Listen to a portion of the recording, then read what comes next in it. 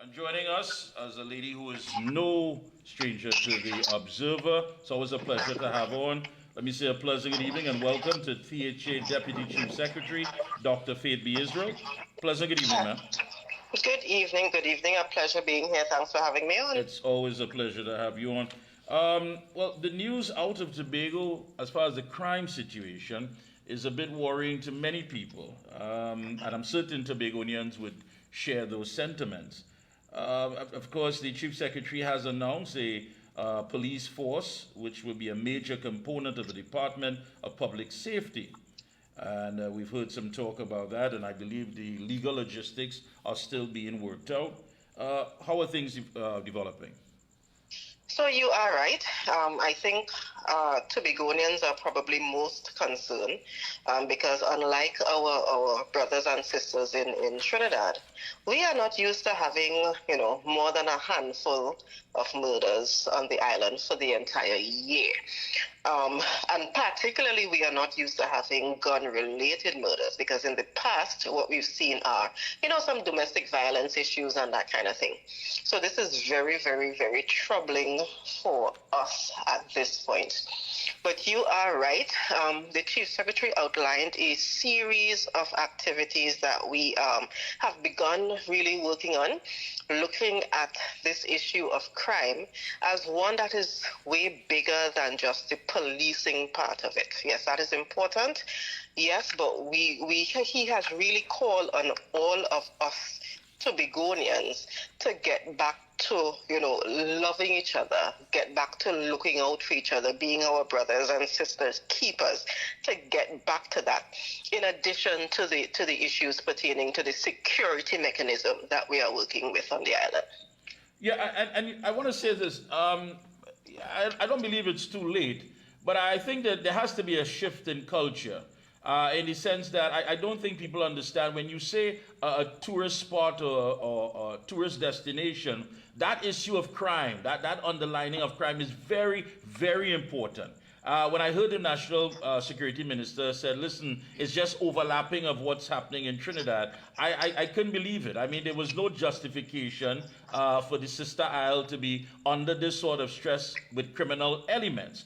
And I don't think, and I know if you agree with me, that the powers that be don't understand when you're talking about a place like Tobago, where many people are ready to perhaps pack their suitcase and come there and come for their getaway, that issue of crime is going to be a hindrance. So I actually think about it two ways, and I am agreeing with you and I'm disagreeing with you. Jamaica, for example, has one of the highest crime rates, certainly in the Caribbean, and that does not prevent people from going to Jamaica. That doesn't prevent tourists from going to the Jamaica. So I am not sure that crime in and of itself is really a hindrance in the larger scheme of things to tourism, the way we are thinking about it. It's important, though, for us to recognize that the Tobago that we have been marketing is a Tobago that has been free of crime, has been free of this kind of violence that you are seeing. So whether those in power in Trinidad understand it, and it's quite possible that they are just numb to it. They are so used to having a weekend with 12 people dying, that they don't even think about what is happening in Tobago as being alarming. That is one of the reasons we in Tobago have really decided that this is something we have to fix from within. Yes, we are asking for the security apparatus to be better, to be beefed up, to be in a better position. But we are really calling on ourselves to go back to the kind of community way of interacting that would prevent something like this from happening in the first place. Yeah, and when you look at it from that perspective, what you're saying there makes a lot of sense. I mean, you're going to be your brother's keeper. But when you look at Jamaica, Jamaica itself is divided into that tourism zone. That zone itself, which is half of the island, and you have that security that is there. I mean, you can feel it. I mean, one wants to make sure that Tobago itself, from Scarborough to Mason Hall, wherever you go, You don't have to have that concern of criminals walking around with guns and what have you. And that's why I asked the question, just how serious is it? Because you and the rest of the THA members have done quite a lot as far as marketing, going to different places, whether in the UK, Germany, other parts of Europe and North America, and selling that product that we know as Tobago. Do we take it for granted that at the end of the day, Tobago is just going to fend for itself when it comes to that product known as tourism? It seems so, and to be honest, we have also done quite a bit, even as it relates to our security apparatus. And let me give you an example. We are the ones, the Tobago House of Assembly, out of our meager allocation that comes from central government. We are the ones who have been actively renting vehicles and renting places for police officers to stay when we have special patrols and stuff like that happening here. We are the ones who spent our monies to fix up the prison in Tobago that would allow our Tobago prisoners to come back, because we don't want them going down to become even hardened, if that is a word, in Trinidad. We are the ones who've been spending money to ensure that our military barrack here in Tobago is actually a place that is decent to live in. We have actually been spending money on those items, even though those are sixth schedule items, and even though those fall under the Ministry of National Security. But we understand what it means for Tobago, for Tobago's image, not even Tobago's image, for me as an individual who lives on the island, to feel genuinely safe. And because of that, we are willing to take up the responsibility, even for those items that are not our direct responsibility, because we understand it. We are simply hoping that those who are in the central government pick up their responsibility as well.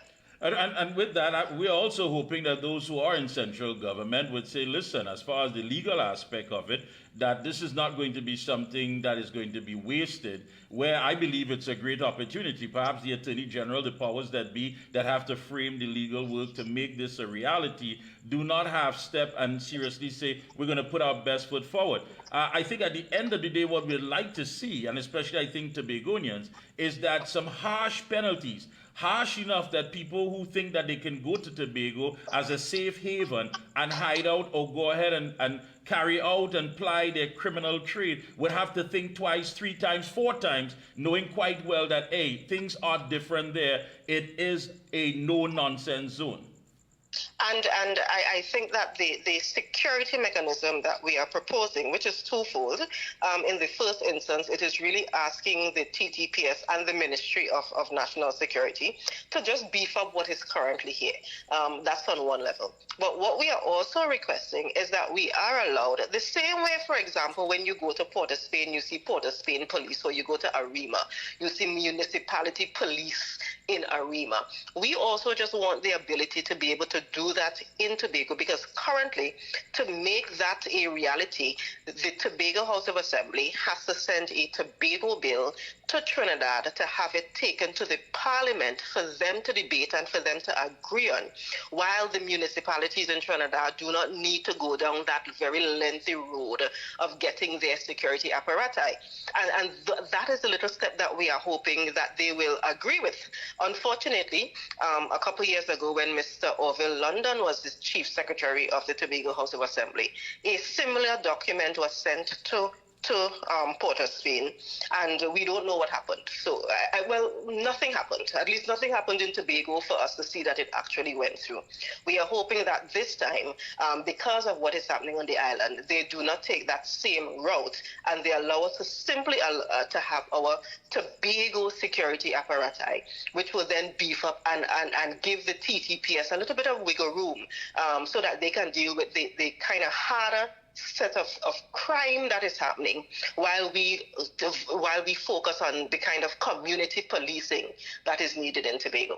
All right. Former Tobago Chamber Head and businessman Demi John Cruikshank was on last week, right here on the Observer, and he said he understood, of course, at the beginning there was some teething problems. He knew there was some obstacles that the THA, which of course had to get over, but he said that the time has come to settle down and basically deal with those issues as far as payment to contractors. Is that easier said than done? That is certainly easier said than done, particularly when the monies that we are supposed to be paying contractors with is not coming. Unfortunately, we have not discovered that money tree anywhere.